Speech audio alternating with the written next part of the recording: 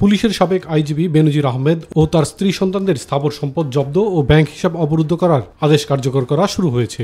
এরই মধ্যে বেনজির আহমেদ ও তার স্ত্রী জিশান মির্জা, বড় মেয়ে ফারহিন রিশতা বিনতে বেনজির এবং ছোট মেয়ে তাহসিন রাইসা বিনতে বেনজিরের নামে থাকা বিও হিসাব অবরুদ্ধ করার নির্দেশ দেওয়া হয়েছে। দুর্নীতি দমন কমিশন জানিয়েছে, বেনজির ও তার পরিবারের সদস্যদের নামে থাকা জমি যাতে হস্তান্তর না হয় সেই জন্য সংশ্লিষ্ট জেলার সাব রেজিস্ট্রার বরাবর আদালতের জব্দের আদেশ পাঠানো হয়েছে। ব্যাংক হিসাবের অর্থ যাতে হস্তান্তর বা রূপান্তর না হয় সেই জন্য আদালতের আদেশ পাঠানো হয়েছে সংশ্লিষ্ট ব্যাংকেও।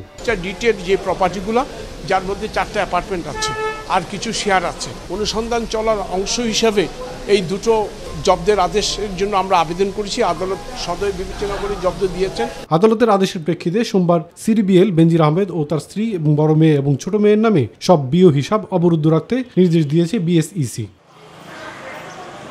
গত 23 ও 26 মে দুদকের আবেদনের প্রেক্ষিতে ঢাকা মেট্রোপলিটন সিনিয়র স্পেশাল জজ মোহাম্মদ আসমাস জগলুল হোসেনের আদালত বেনজির আহমেদ ও তার স্ত্রী ও সন্তানদের নামে বিভিন্ন সম্পত্তির দলিল, ঢাকায় ফ্ল্যাট ও কোম্পানির শেয়ার জব্দের নির্দেশ দেন।